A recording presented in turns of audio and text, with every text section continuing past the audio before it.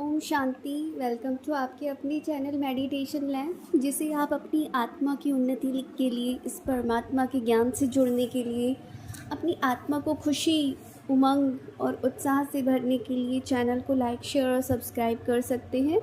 अभी अव्यक्त मुरली सीरीज़ चल रही है, जिसके अंदर हम 1972 की मुरलीज़ को स्टडी कर रहे हैं।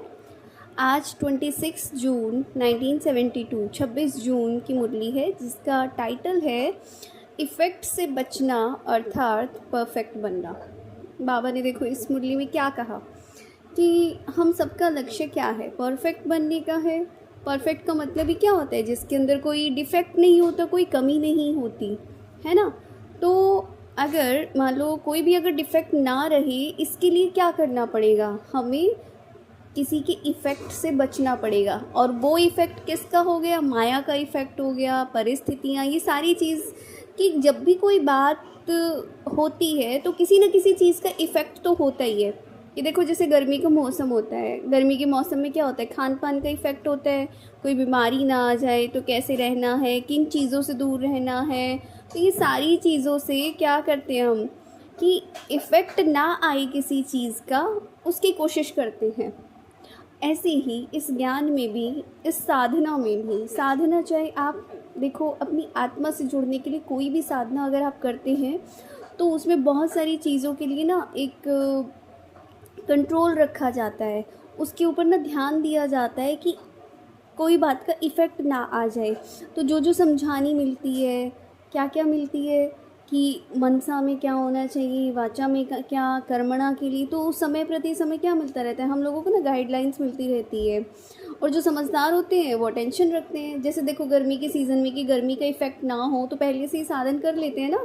कूलर ले आएंगे, एसी ले आएंगे, ठंडा खाना, ज़्यादा तला भुना नहीं खाना है, और थोड़ा सा लिक्विड के ऊपर आ जाएंगे। जिनको अपनी हेल्थ कॉन्शियसनेस है वो ये सब चीज़ें करेंगे, ठीक है। तो ऐसे लोगों को क्या कहा जाता है? सेंसिबल। सेंसिबल का मतलब क्या? समझदार। कि जो समय से पहले अपने आप को आगे आने वाली चीज़ों के लिए तैयार कर ले, अपना बचाव कर ले। सर्दियों में भी ऐसा तो नहीं होता ना कि जब सर्दी आ जाएगी कि हाँ भाई पूरा सर्दी पड़ गई और उसके बाद आप जा रहे हो मार्केट से स्वेटर और ये दस्ताने ये सब खरीदने।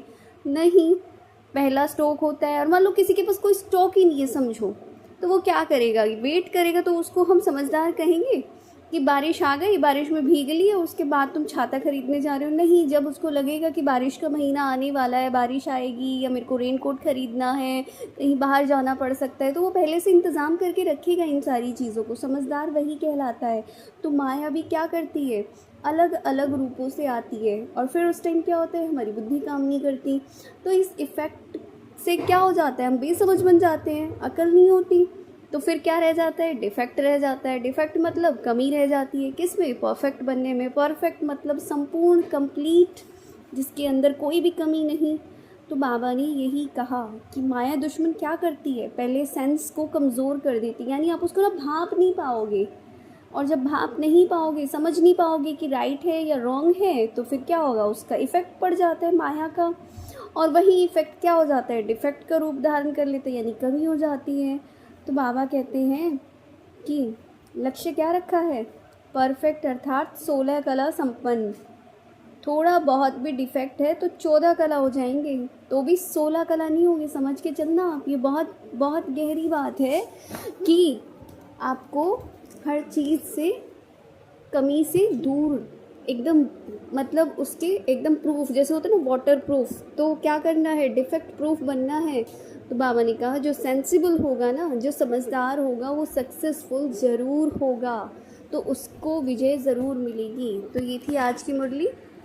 जो भी चैनल पे नए आए हैं, चैनल को लाइक, शेयर, सब्सक्राइब कर सकते हैं। जैसे प्यार बांटने से बढ़ता है, वैसे ही ज्ञान भी बांटने से बढ़ता है, इसलिए जितना ज़्यादा हो सके आप शेयर कीजिए। मिलते हैं हम कल नेक्स्ट मुरली में। तब तक के लिए thank you, thank you, thank you so much. ओम शांति।